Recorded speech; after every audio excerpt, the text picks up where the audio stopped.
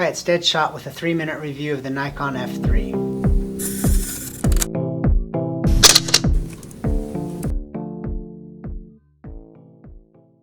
The Nikon F3 was released in 1980 and was a follow-up to the very successful Nikon F2. There's a lot to love about the Nikon F3.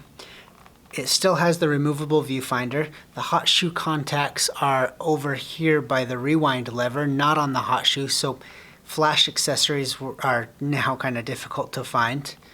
But other than that, the rest of the camera is fairly intuitive to use and it has some really nice features.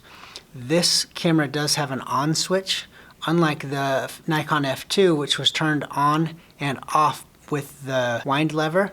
This one has an on switch right here, and when you rotate it, a red index indicator lets you know the camera is on.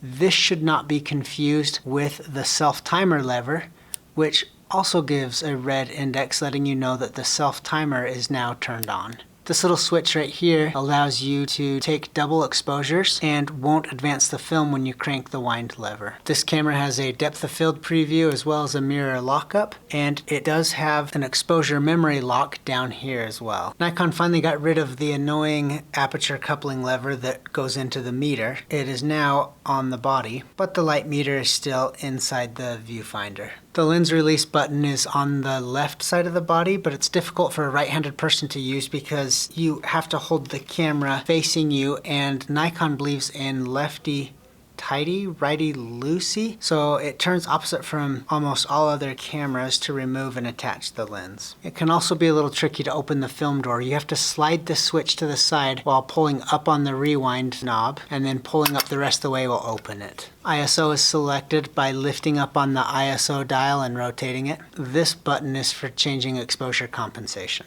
Let's take a look in the viewfinder. The Nikon F3 has a full information viewfinder giving you your aperture on the right and your shutter speed on the left. As you make adjustments to your exposure settings, a plus will appear if you're overexposed, a minus if you're underexposed, and both will appear if you have a correct exposure. Like many cameras at the time, the F3 takes SR44 batteries. Here are some pictures I've taken with this camera.